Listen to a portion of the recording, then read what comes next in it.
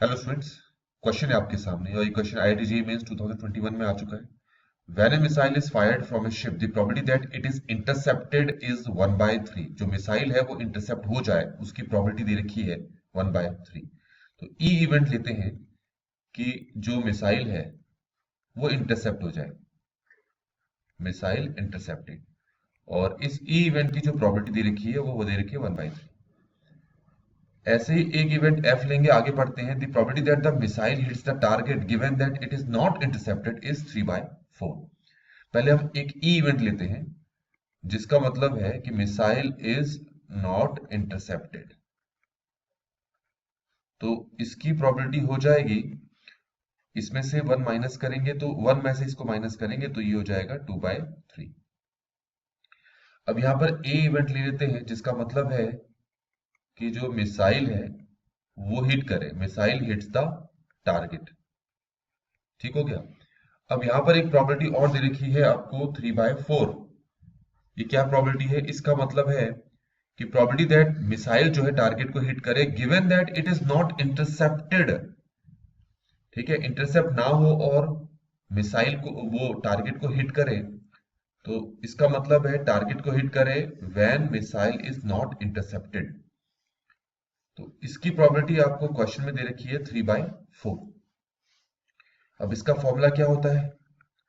A intersection F over probability of F. ये दे रखा है 3/4 की probability of A intersection F. Probability of F अगर मैं 2/3 रखता हूं और यहां हमारे पास 3/4 है। अब आप क्या करें, इसको सॉल्व करें। तो यहां से probability of A intersection F कितना आ जाएगा अगर सॉल्व करेंगे तो शायद 1/2 आ रहा है। आप भी सॉल्व करके यहां पर देख लें। तो पहले इसका क्या मतलब है? इस प्रोबेबिलिटी का मतलब है कि missile is not intercepted, missile intercept नहीं हुई और उसने टारगेट को हिट कर दिया, नहीं हुई एंड टारगेट को हिट किया। ठीक हो गया।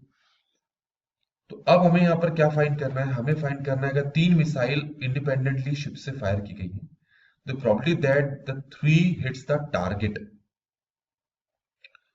तो इसका क्या मतलब है?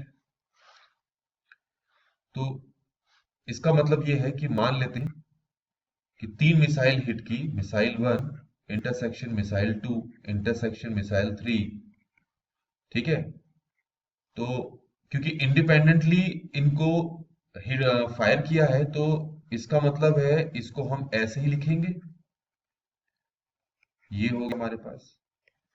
यहां M1 का मतलब क्या है? M1 का मतलब है कि मिसाइल को फायर किया, वो इंटरसेप्ट ना हो और टारगेट को हिट कर दे, ये M1 का मतलब है। M2 का मतलब है दूसरा मिसाइल जो है इंटरसेप्ट नहीं हुआ और उसने टारगेट को हिट कर दिया।